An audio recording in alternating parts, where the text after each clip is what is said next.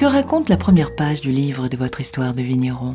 C'est une histoire de famille, puisque les vignes que j'ai le plaisir d'exploiter aujourd'hui me sont venues d'un héritage. J'étais à l'époque dans une autre activité, mais qui tournait autour du vin, bien sûr, dans le cadre de la promotion des vins à Saint-Émilion. Et puis, j'ai décidé de devenir viticulteur en gardant les vignes, bien évidemment. Voir pousser la vigne, c'est toujours très agréable, voir comment elle se comporte en fonction de la climatologie. Quelle est votre étape favorite dans le processus de création de vos vins? C'est le processus de vinification, où là, on est en communion, si on peut dire, avec toute cette matière que l'on a portée à maturité.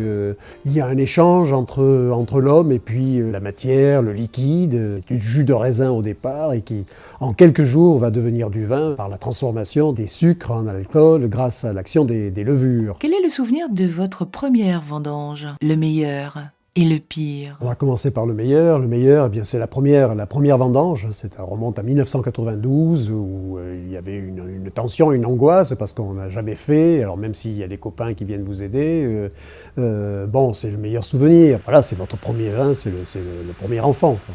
Et le pire, eh bien, ça devait être en 2003-2004 où j'ai dû faire les vendanges plus la vinification avec une jambe dans une attelle. Donc ça a été particulièrement difficile, fastidieux et douloureux.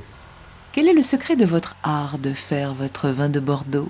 Le secret vient plutôt de ma configuration. Je suis un petit producteur, donc lors de la vinification, je n'ai que 3 cuves à surveiller. Donc je suis très disponible pour ces 3 cuves et ça me permet de développer le savoir-faire que j'ai pu acquérir au fil des années. Quelle est l'histoire de votre étiquette? C'est un jaune qui n'est pas très courant. Et ce jaune, j'ai été le chercher dans les étiquettes qui étaient créées au XIXe siècle et utilisées par le négoce bordelais, avec des couleurs très vives et où la création était peut-être plus audacieuse qu'elle ne l'est aujourd'hui. Ils ont du vin à Bordeaux. D'accord. Oh la bête. Quel type de mets s'accorde le mieux avec vos vins? Je serais tenté de dire qu'il peut y en avoir plusieurs. On va éviter d'abord tout ce qui est vinaigré ou trop épicé. Et ensuite, on va parler de plats en sauce, viande en sauce, viande blanche peut-être plus que viande rouge d'ailleurs. Et puis toute une palette de fromages, voilà, pâte molle, pâte dure, mais pas avec des goûts trop prononcés non plus. Quel est pour vous le meilleur moment de dégustation? Ah bien, c'est le matin, fin de matinée. C'est là où vos papilles, pour faire simple, sont le plus en éveil et vous êtes en parfaite disposition puisque le petit déjeuner est déjà derrière et vous n'avez pas encore déjeuné. Vous êtes en éveil et c'est là où vous avez les meilleures perceptions aromatiques. Quel est pour vous l'art de vivre à Bordeaux?